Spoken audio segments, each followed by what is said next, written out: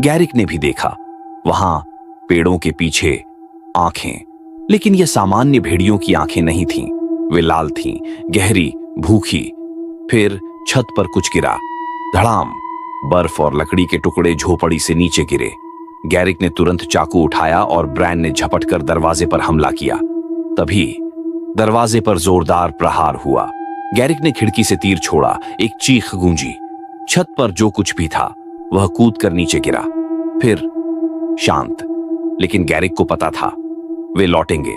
सुबह होते ही गैरिक ने भागने का फैसला किया। उसने झटपट अपनी कुल्हाड़ी, चाकू और तीर कमान बांध लिया। ब्रैन को रस्सी से बांधा ताकि वह आगे न भागे, और फिर वे चल पड़े। जंगल भयावह रूप से शांत था, पर गैरिक जानता था कि भेड़िए आसपास थे।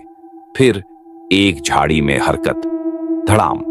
एक भेड़िया पेड़ों से बाहर कूदा, पर यह कोई सामान्य भेड़िया नहीं था। यह इंसान जितना लंबा था, अत्यधिक तेज। गैरिक कुल्हाड़ी उठाने ही वाला था कि ब्रैन भेड़िए पर टूट पड़ा। भेड़िया चीखा, एक ऐसी आवाज जो किसी भी भेड़िए की नहीं हो सकती थी। पर वहां एक और परछाई हिली। गैरिक ने सोचा भी नहीं, वह भागा। ब्रैन उसके साथ दौड़ रहा था, लेकिन पीछे कुछ तेजी से बढ़ रहा था। फिर एक खुला मैदान, आगे रोशनी थी, मशालें, गांव। गैरिक ने अंतिम ताकत लगाई और छलांग लगाई, पर तभी एक पंजा हवा में उठा। भेड़िया छलांग लगाने ही वाला था कि एक तीर उसकी गर्दन में घुस गया। भेड़िया चीखता हुआ गिर गया।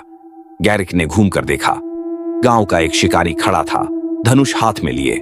शिकारी ने भेड़िए की लाश को घूरते हुए कहा, भेड़िए दो पैरों पर नहीं चलते। गैरिक चुप था। उसने ब्रैन की तरफ देखा, वह घायल था लेकिन जिंदा। वे बच गए थे, पर दूर जंगल में भेड़ियों की हुंकार अभी